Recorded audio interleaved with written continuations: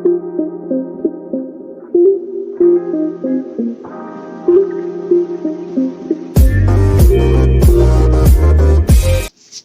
guys, welcome back to my channel Your Lit Guru. I am Rashali and I'll be teaching you English literature.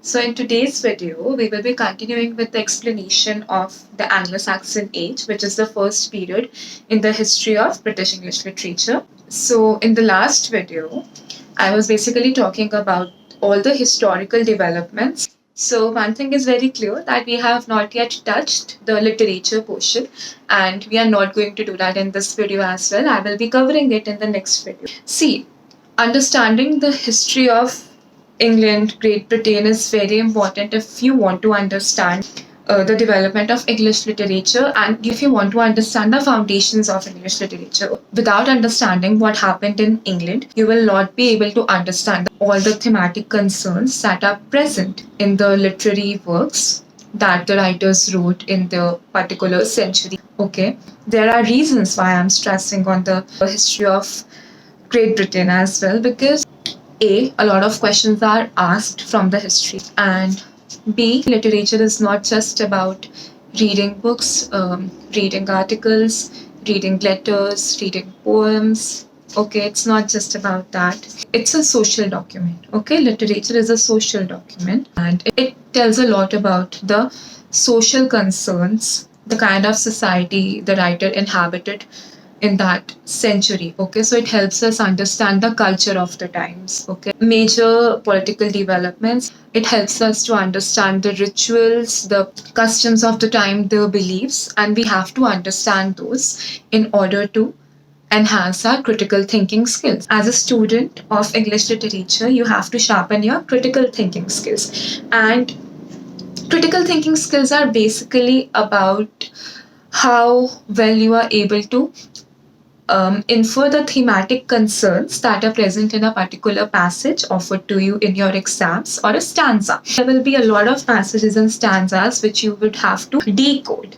Okay, and decoding here basically means understanding from what perspective has it been written. Is it feminist? Is it historical? Is it in general socioculture perspective? What is it talking about? Right? Is it talking about certain grim concerns of the times? Is it talking about some happy things that took place, some happy realizations? But for that, we first need to understand the beliefs, customs, rituals, the temperament of a particular age in general. What sort of political climate? Was it very smooth or was it very hot? Right? Smooth and hot से मेरा मतलब है कि बहुत ज़्यादा ही उस time पे political turmoil चल रहा था, फाइट्स थे, वॉर्स थे, राइट, रिलीजियस कन्फ्लिक्ट्स थे, या फिर it was a happy state of affairs. I promise in this video I will cover the important historical developments of the Anglo-Saxon age. Okay, in the next video I'll be basically explaining all the literature. And in the video after that, I will give you important questions along with the answers that can be asked in your exams. Okay, Anglo-Saxons inhabited this island from 450 Common Era to 1066 Common Era. Okay, वो इस time period में यहाँ पे settlement कर रहे थे. They had already invaded the land. If you don't know how they did it, please go back and check out my last video. If you read your David Teich's, it will tell you that Angles and Saxons, they were very powerful. They came from a very powerful German nation. These were Germanic people and they already had a Germanic tongue, which means that they had a language to communicate. Okay. So once they arrived, what they did, they started to rule the land, and in order to rule, they needed their kingdoms. Okay, तो उन्होंने Heptarchy establish करी.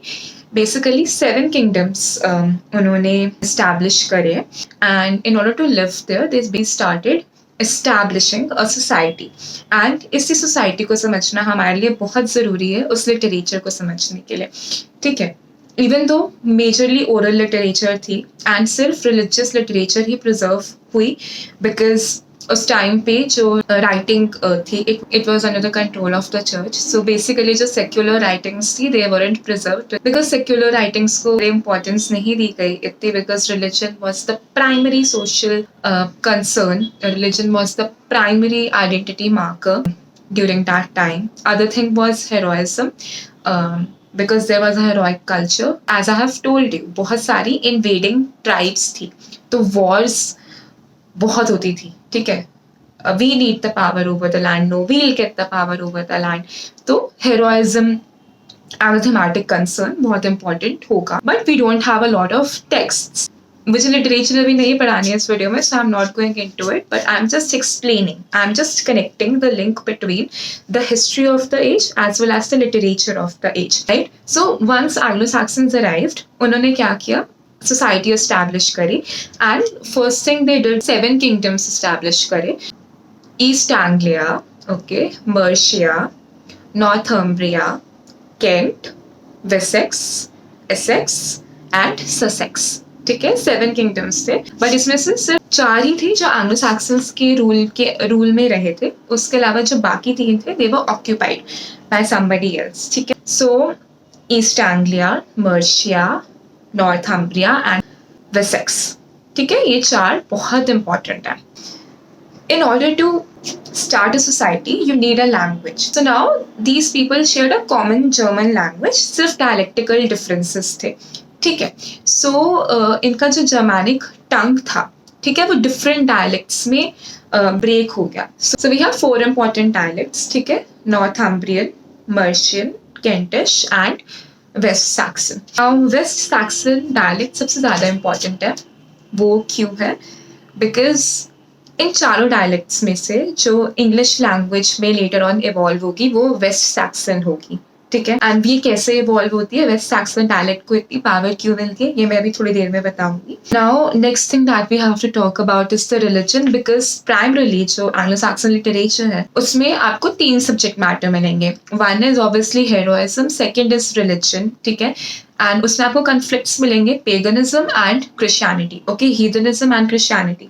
And the last is trials of daily life. Let's now talk about the religion. Now इस island पे Christian religion 4th century में Romans के rule के under ही establish हो चुका था, and they were converting a lot of people who occupied the island. But after the fall of western Roman empire, now keep one thing in mind, western Roman empire and eastern Roman empire.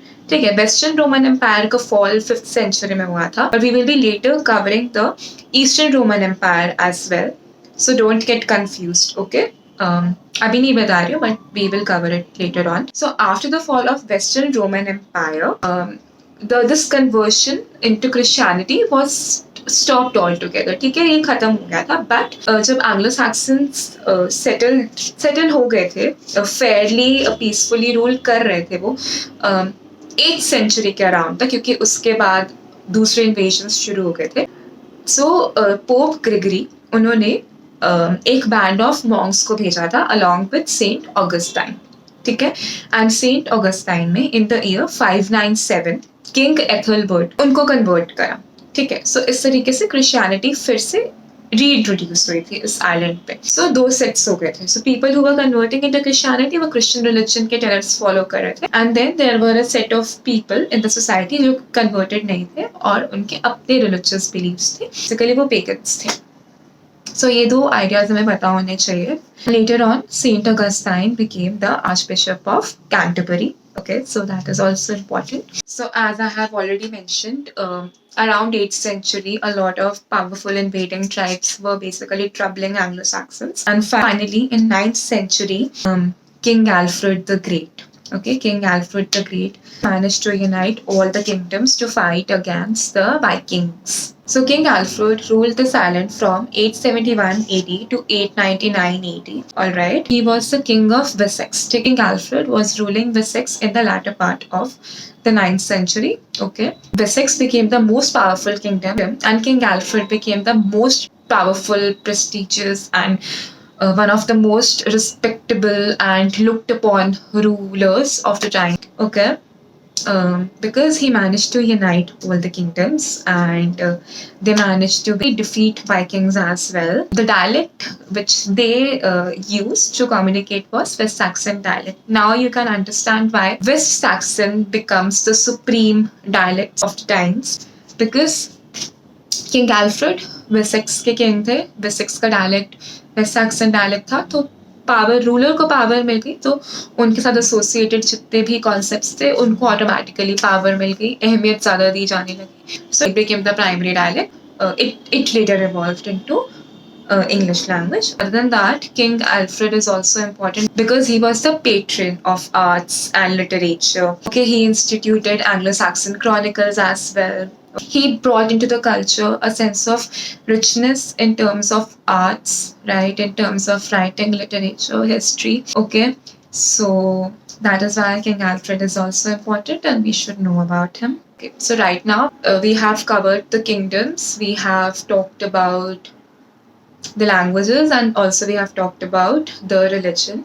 Now another political development that happened was the arrival of Danes. So Danes is another set of invading tribes which came from Denmark, okay, and they basically attempted to conquer various kingdoms present in Anglo-Saxon period, and they managed to conquer some portion of Anglo land, and therein they established the Danelaw. मतलब इतना important नहीं है, but you have to understand कि जब लोग रह रहे थे, एक सोसाइटी बन रही थी, ठीक है. There was a king, there were peasants, there was religion, okay. Roman Catholic Church था, they were pagans, okay. So there were differences arising among various people who were part of the society. So certain laws were established to keep people in control, to keep people disciplined, to make the state of affairs a little smooth. तो laws भी होते थे, ठीक है. Now we don't have to dive in and do everything and learn all the laws that were present, but Kentish law था, Mercian law था.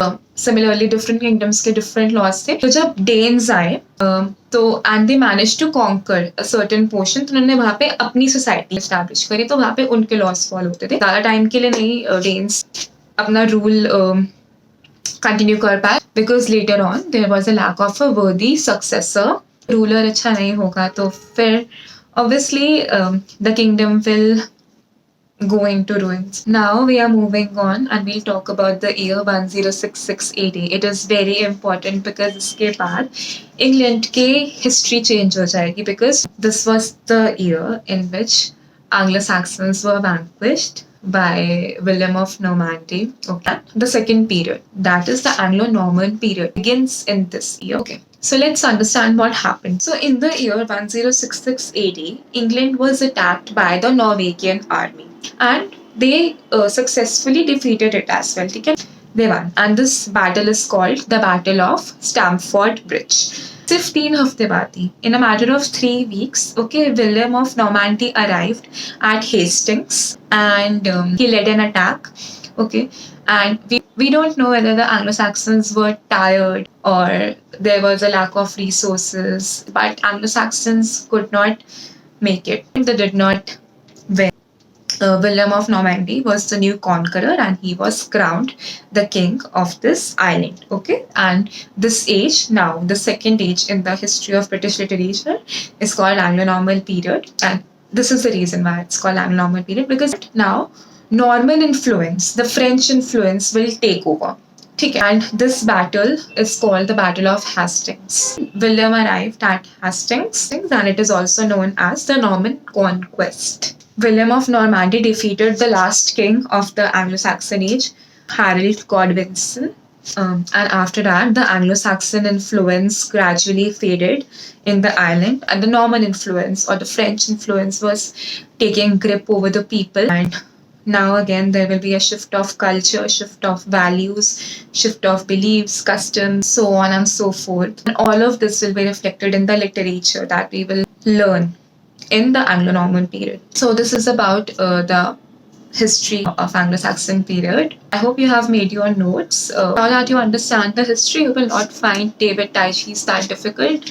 Still, I will advise you to first cover Wikipedia, or not, if you don't want to cover Wikipedia, just cover Britannica or the different websites that explain the Anglo-Saxon history in a simple manner, and then go to David Teich's and stick to David Teich's if you have time, right? I know a lot of people tell that David Teich's is difficult, David Teich's has a lot of information that you don't even need, right? But trust me, once you do David Teich's, the quality of your English language will improve. ठीक है, एक चीज़ होता है कि आप English समझते हो, दूसरी चीज़ होती है कि आपकी वोकैबुलरी इतनी स्ट्रांग है कि आपके एग्जाम में कोई भी वर्ड आए ना तो आपको उसका मीनिंग पता हो, ठीक है? क्योंकि आप जब भी कोई एग्जाम देते हो ना, उस पर आपको यही लगता है कि मैंने इतनी प्रिपरेशन करी थी बट एग्जाम में कुछ भी नहीं आया। ऐसा इसलिए होता है बिकॉज एग्जाम सिर्फ आपकी नॉलेज नहीं चेक करता, वो आपके दूसरे स्किल्स भी चेक करता है, आपकी रीडिंग स्पीड कैसी है, आपकी वोकैबुलरी कैसी है, right? So if you fail to understand the meaning of a word, blunder can happen because आप passage जो भी analyze कर रहे हो, आप उसको गलत समझ लोगे ना।